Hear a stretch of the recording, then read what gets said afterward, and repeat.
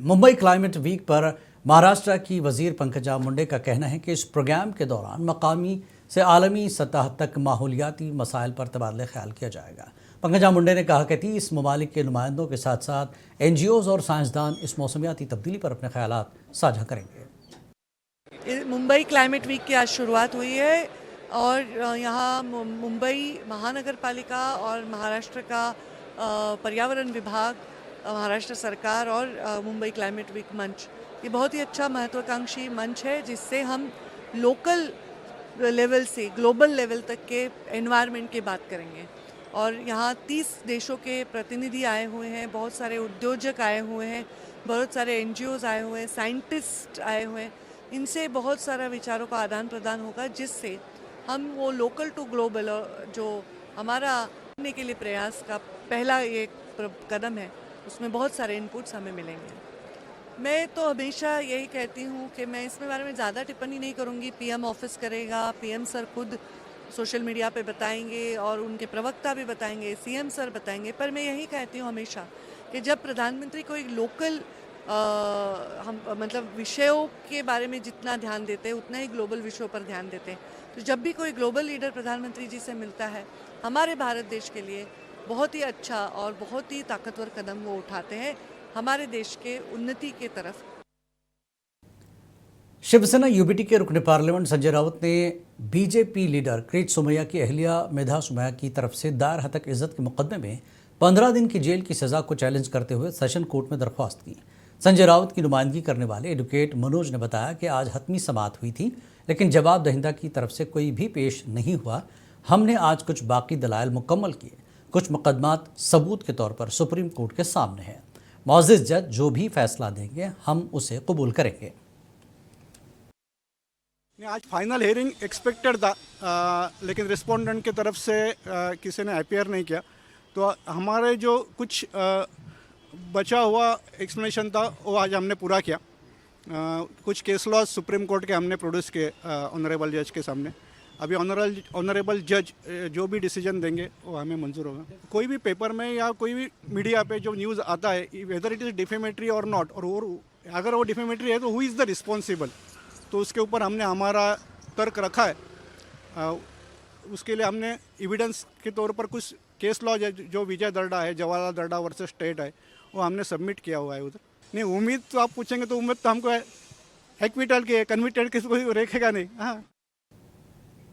Congress leader Manishankar Iyer के हालिया बयान पर मरकजी वजीर रामदास अठावले ने कहा कि मनीशंकर अय्यर का बयान दुरुस्त है। अठावले ने कहा कि मनीशंकर के मुताबिक कांग्रेस पार्टी आवाम की क़यादत नहीं कर सकती और राहुल गांधी पार्टी को मजबूत या बावकार नहीं बना सकते। मनीशंकर अय्यर जी कांग्रेस पार्टी के सीनियर नेता है, मेरे साथ उनके संबंध बहुत अच्छे रहे हैं, वो केंद्र में मंत्री भी रहे हैं। और मनीशंकर अय्यर जी आजकल बहुत बड़े नाराज चल रहे हैं, इसीलिए कांग्रेस पार्टी के जो नेता है, अनेक नेता बीजेपी में आ रहे हैं। इसका कारण ये है कि राहुल गांधी जी के नेतृत्व में कभी सत्ता आएगी ऐसा उनको लगता नहीं है। राहुल गांधी जी के नेतृत्व में मतलब कोई कांग्रेस पार्टी को बहुत जल्दी सत्ता मिलेगी ऐसा नहीं लगता है। और कांग्रेस पार्टी खाली घोषणाबाजी करने का काम करती है, हंगामा करने का काम करती है। कांग्रेस लीडर नाना पटोले ने छत्रपति शिवाजी महाराज की मुबैना बेइज्जती पर हर्षवर्धन सबकल के खिलाफ FIR पर अपना रद्दअमल जाहिर किया। उन्होंने कहा कि छत्रपति महाराज का मुवाजना किसी से नहीं किया जा सकता। मेरा इशू इतिहास में, मैंने परसों भी कहा कि छत्रपति शिवाजी महाराज हमारे दैवत हैं और दुनिया में सभी राजा हैं, लेकिन एक ऐसे हमारे राजा रहे छत्रपति, जिसको रैत का राजा यानी जनता का राजा ऐसी उपाधि जनता ने दी है, वह है छत्रपति शिवाजी महाराज। उसकी तुलना किसी के साथ नहीं हो सकती। लेकिन हर्षवर्धन सबकाल ने जो भूमिका रखी, वो कौन से मकसद से रखी, वो उसका जवाब वो देंगे। लेकिन यहाँ के जो गवर्नर थे कोश्यारी, उन्होंने जब छत्रपति शिवाजी महाराज का अपमान किया, जिस तरह से उनके बारे में वक्तव्य किया था, तब इन लोगों ने मोर्चा क्यों नहीं निकाला, क्यों नहीं उसके ऊपर FIR दर्ज किया। तो इस तरह की हमारे छत्रपति शिवाजी महाराज की, हमारे महाराष्ट्र के दैवत के कोई अपमान करता हो, तो कोई भी हो, किसी दल का हो या कोई भी बड़े पद पे हो, उनके ऊपर भी एफआईआर होना चाहिए। जैसे हर्षवर्धन सपकाल के ऊपर एफआईआर हो रहा है, तो कोश्यारी के ऊपर भी एफआईआर होना चाहिए। ये साबिक वजीर अब्दुल सत्तार के मंदिर में जाने पर उसे पाक करने के अमल पर कांग्रेस के एमएलए असलम शेख ने कहा कि सभी को हर मजहब की इबादत गाहों का एहतराम करना चाहिए। अच्छा हिंदू होगा ना, वो कभी इसको गलत नहीं समझेगा। ये अपना जो हिंदुस्तान बना है, अपना जो देश है, इसमें हर मजहब को जो है, हर मजहब की इबादत गाह, गुरुद्वारा हो, मंदिर हो, मस्जिद हो, अगर आप इतिहास देखोगे 200-400 साल पहले, तो सबने मिलके एक दूसरे की इबादत गाह बनाई थी। शिवाजी महाराज को मानने वाले ये हो ही नहीं सकते। शिवाजी महाराज जो थे ना, वो मुसलमान के जो पीर हुआ करते थे, उनके लिए तो उन्होंने दरगाह भी जो है वो उन्होंने अलॉट किया हुआ था।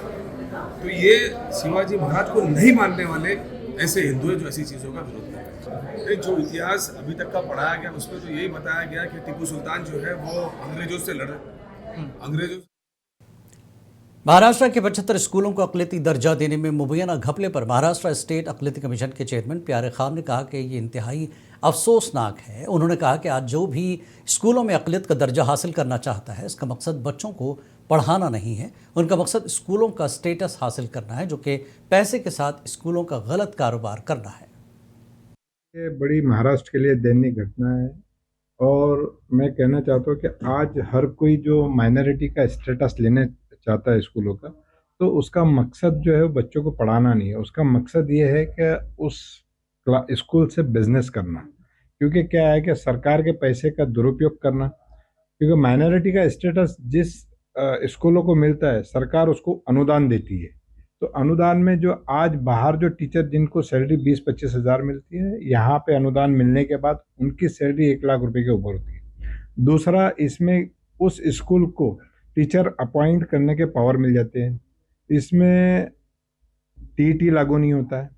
तो ऐसे बहुत सारे फायदे हैं। तो इसलिए जो जितने भी स्कूलिंग बिजनेस वाले जो लोग हैं, वो अब माइनॉरिटीज की स्कूलों की तरफ जा रहे हैं कि उनको इसका बेनिफिट हो और उनको इसका फ़ायदा हो।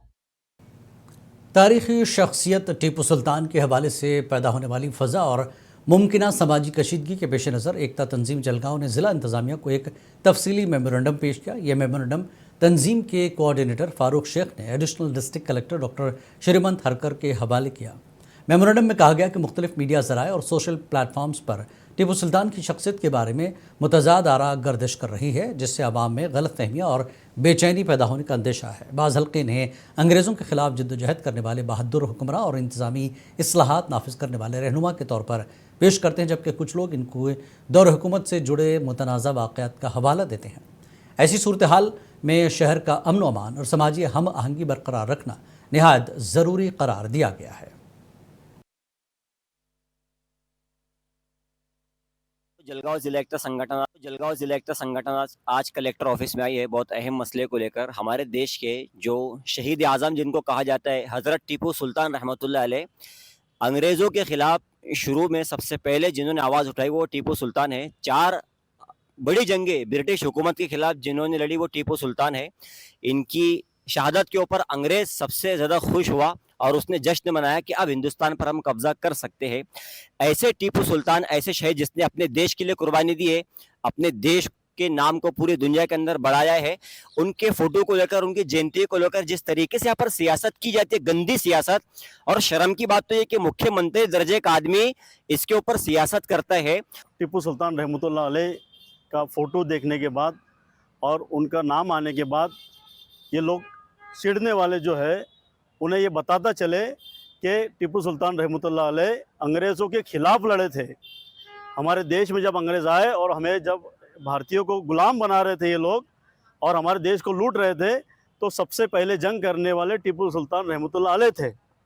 जो व्यक्ति अंग्रेज़ों के ख़िलाफ़ लड़ा है वो देशद्रोही कैसे हो सकता है? फिर उसका नाम लेने। बॉलीवुड सुपरस्टार सलमान खान के वालिद मारूफ स्क्रीन राइटर सलीम खान को मंगल के रोज़ मुंबई के लीलावती अस्पताल में दाखिल कराया गया। ज़राए के मुताबिक सलीम खान के हालत की दुरुस्त वजह ताहाल ज़ाहिर नहीं की गई, ताहम उनकी तबीयत नासाज होने पर इन्हें एहतियाती तौर पर अस्पताल मुंतकिल किया गया। दिन भर अहल खाना की आमदरफ्त जारी रही और ख़ानदान के अफराद ने उनकी इयादत की। अदाकार सलमान खान के अलावा उनकी बहन अलवेरा खान अग्निहोत्री और बहनोई अतुल अग्निहोत्री को भी अस्पताल के बाहर देखा गया।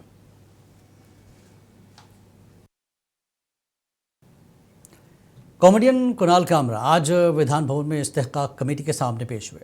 शिवसेना सरबराह एकनाथ शिंदे के हवाले से एक गाने पर उनके खिलाफ तहरीक इस्तेहकाक की खिलाफ वर्जी की कार्रवाई जारी है। अगली समाअत 10 मार्च को मुनक्किद होगी। पिछले साल कुणाल कामरा के शो से शुरू हुए तनाज़े ने आज़ादी इजहार और सियासी तंज पर बहस को हवा दी थी। अकोला में वाक़े क़रा उर्दू मीडियम सेकेंडरी स्कूल में माह मुक़द्दस रमज़ान मुबारक के इस्तक़बाल के मौके पर एक प्रोग्राम मुनक़्क़िद किया गया। तलबा और तालिबात ने रमज़ान मुबारक की अहमियत, रोज़े की फजीलत और इस्लामी तालीमात पर मबनी तकारीर हमदनात पेश की। मुक़र्रिरीन ने रमज़ान को सब्र, शुक्र और इबादत का महीना करार देते हुए इसके इस्तक़बाल का पैगाम दिया।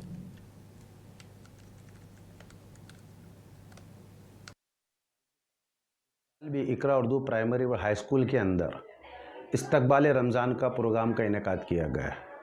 हमारा इस्तक़बाल रमज़ान का प्रोग्राम लेने का मकसद यही है कि इस गरीब एरिया सलम एरिया के अंदर, मुस्लिम बस्ती के अंदर रमज़ान की अहमियत को उजागर करते हुए बच्चों को दीन की तरफ राग़िब करना, रोज़े और नमाज।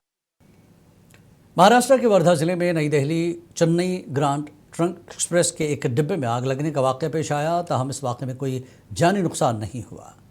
ट्रेन आज सुबह नागपुर से रवाना हुई थी। सेंट्रल रेलवे के तर्जुमान संजय मोले ने बताया कि जब ट्रेन वर्धा के सिंधी रेलवे स्टेशन की तरफ जा रही थी, सुबह 11:09 पर ट्रेन के आखिरी गार्ड कोच में धुआं निकला, जिसके बाद ट्रेन को सिंधी तुलजापुर सेक्शन पर रोक दिया गया और मुतासरा कोच को फौरी तौर पर अलग कर दिया गया। अहदेदारों ने बताया कि ट्रेन में सवार तमाम मुसाफिरीन महफूज रहे। नागपुर के खातून प्रियंका ने वज़ीर-ए-आज़म नरेंद्र मोदी से अपने शौहर की रिहाई के लिए मदद की अपील की। प्रियंका के मुताबिक उनके शौहर कारोबारी तनाज़े के बाद तकरीबन 1 साल से अफ्रीकी मुल्क माली में ज़ेर हिरासत हैं। ये मुकदमा कारोबारी तनाज़े से पैदा होने वाली बैनुल-अक़वामी कानूनी कार्रवाइयों में उलझा हुआ है। प्रियंका ने हुकूमत से सिफारती मदाखलत की अपील की। वो वहाँ पे मीटिंग के लिए गए थे। वो तकरीबन 1 साल से जेल में है। वहाँ पे उनके प्रोजेक्ट की एक मीटिंग थी जो बड़े लेवल में थी। उनके सब जो बड़े जो सर लोग थे, जो कंपनी के ओनर है, वो सब वहाँ पे इकट्ठा होने वाले थे। वहाँ के गवर्नमेंट ने इनको इनविटेशन भेजा था कि आप आइए और हमारा जो मीटिंग का प्रोजेक्ट का जो काम है वो हम फिर स्टार्टअप करेंगे मीटिंग के बाद। तो इसलिए वो वहाँ पे गए थे। जैसे वो मीटिंग के लिए गए, मीटिंग में बैठे, मीटिंग हो गई, उसके बाद वो जैसे ही बाहर निकलने लगे तो वहाँ पे उनको अरेस्ट कर लिया गया। और हमको तो उस दिन पता भी नहीं चला, हमको लगा वो मीटिंग में है, बिजी हो